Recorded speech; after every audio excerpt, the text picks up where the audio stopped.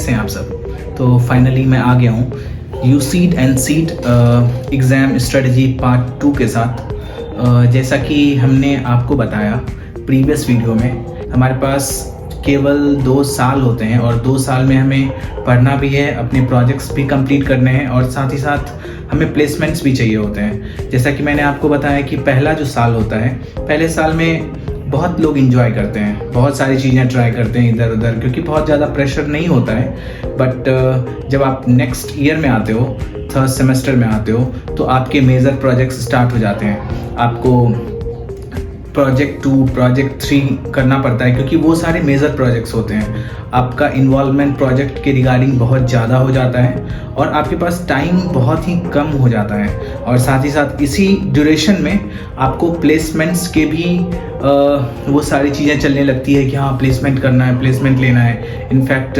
दिसंबर के first week में हमारा प्लेसमेंट का पहला प्लेसमेंट स्टार्ट हो जाता है।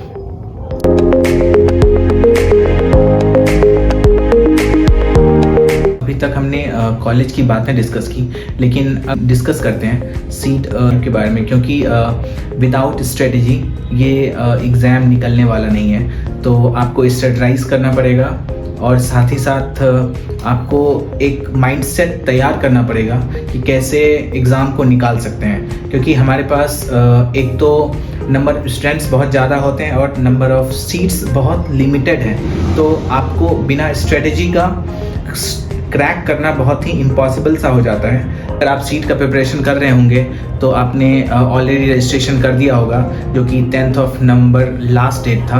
और रजिस्ट्रेशन के बाद 2 जनवरी को आप एडमिट कार्ड डाउनलोड कर सकते हैं। जो पेपर होने वाला है वो 18 जनवरी को पेपर होगा।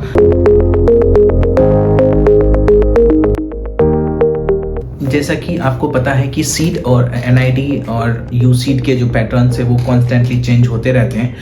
कुछ नए पैटर्न आ जाते हैं, कुछ नए जैसे कि हमने प्रीवियस ईयर देखा कि एमएसक्यू में प्रायर 2024 एमएसक्यू में कोई भी पार्शियल मार्किंग नहीं होता था, लेकिन 2024 से पार्शियल मार्किंग स्टार्ट हो गया। और पार्शियल मार्किंग बहुत ही इंटरेस्टिंग है।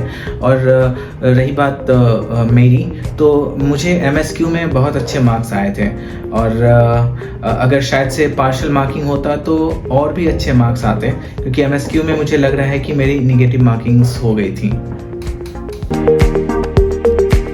पार्ट ए और पार्ट बी दोनों ही बहुत इम्पोर्टेंट हैं और ओवरऑल 25% आपका वेटेज पार्ट ए से आता है और पार्ट बी से 75% का वेटेज आता है। लेकिन सबसे बड़ा बात ये होता है, जब तक आपका पार्ट ए नहीं निकलेगा, आपका पार्ट बी मार्किंग के लिए नहीं जाता है। तो इसीलिए पार्ट ए बहुत ज़्यादा इंपॉर्टेंट है। और मैंने बहुत सारे ऐसे स्टूडेंट देखे हैं, बहुत ही इंटेलिजेंट हैं, लेकिन उसका पार्ट ए ही नहीं क्लियर होता है, जिसके कारण उसका पार्ट बी मार्किंग के लिए आगे नहीं बढ़ता है। तो जिसमें कि मेरे साथ भी हुआ था। फर्स्ट टाइम जब मैंने पेपर दिया था तो उस समय पार्ट ए के कट ऑफ्स पार नहीं हो पाए थे, जिसके कारण मेरे पार्ट बी को मार्क नहीं मिला था, जिसके कारण मैं फेल हो गया था।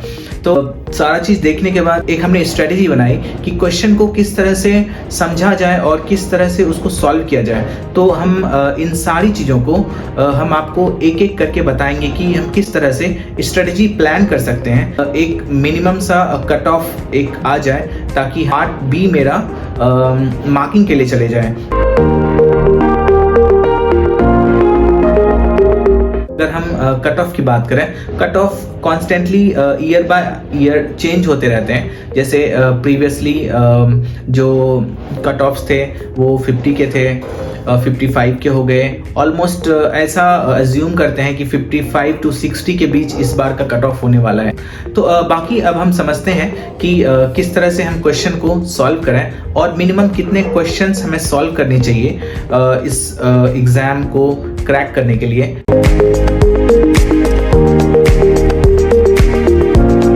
एक छोटा सा एडवाइस मैं शेयर करना चाहता हूँ आप लोगों को, क्योंकि वो चीज़ हमने जब एग्ज़ाम दिया था बहुत ही हेल्प किया था। तो जब भी आप पार्ट ए क्वेश्चन स्टार्ट करते हो तो स्टार्ट करने से पहले आप एक तरफ से सारे क्वेश्चंस को गो थ्रू करो, मतलब अगर आपके पास टोटल 42 क्वेश्चंस हैं तो एक एक करके सारे क्वेश्चंस को देखो, तो इससे आपको ये एक आइडिया आ जाएगा कि किस टाइप के क्वेश्चंस हैं, क्योंकि ये एक कंप्यूटर बेस्ड क्वेश्चन है। तो हमारे पास कोई जैसे कि नॉर्मली जो पेपर्स होते हैं, तो पेपर्स में हम क्या करते हैं कि नॉर्मली हम पलट कर देख लेते हैं कि किस तरह का क्वेश्चन है, लेकिन यहाँ पे ये कंप्यूटर बेस्ड क्वेश्चंस होते हैं, तो हमें पता नहीं चलता है। हम स्टार्ट करते हैं और स्टार्ट करते ही हम उन क्वेश्चंस में ही उलझ जाते हैं। खास करके एनएटी एक ऐसा क्वेश्चन है जो कि 4 नंबर का आता है और जिसमें कि नेगेटिव मार्किंग नहीं होते हैं और टोटल मैथ बेस्ड क्वेश्चंस होते हैं। तो मैथ बेस्ड क्वेश्चंस में आप जब फंस जाते हो तो आपका टाइम बहुत ही ज़्यादा लैप्स हो जाता है। तो ऐसे टाइम पे आपको बहुत ही ज़्यादा सावधानी रखनी पड़ेगी कि हम टाइम वेस्ट नहीं करें, और जैसे ही अगर कोई भी क्वेश्चन 2 मिनट से ज़्यादा टाइम ले रहा है तो मेरा सजेशन रहेगा आप उसको स्किप करो, जल्दी से स्किप करो, नेक्स्ट क्वेश्चन की तरफ जाओ। और साथ ही साथ जैसे ही आप नेक्स्ट क्वेश्चन पे जाओगे तो आप देखो कि ज़्यादा टाइम नहीं लगे। अगर टाइम लगेगा तो वहाँ पे वो ट्रैप है, और ट्रैप में अगर आप फंस गए तो आपका सारा टाइम किल कर देगा वो। इसीलिए एक और से सारे क्वेश्चंस को देखो तो आपके दिमाग में खुद ब खुद एक आइडिया आ जाएगा कि हमारा कौन कौन सा चीज इसमें बन सकता है और किस में कितना टाइम लगेगा। तो साथ ही साथ वो पीछे अपने बैक माइंड में प्रोसेस होते रहता है। तो ये बहुत ही अच्छा एक स्ट्रेटेजी है जो कि आप अपने exam Please do subscribe my channel so that I can share my tips and tricks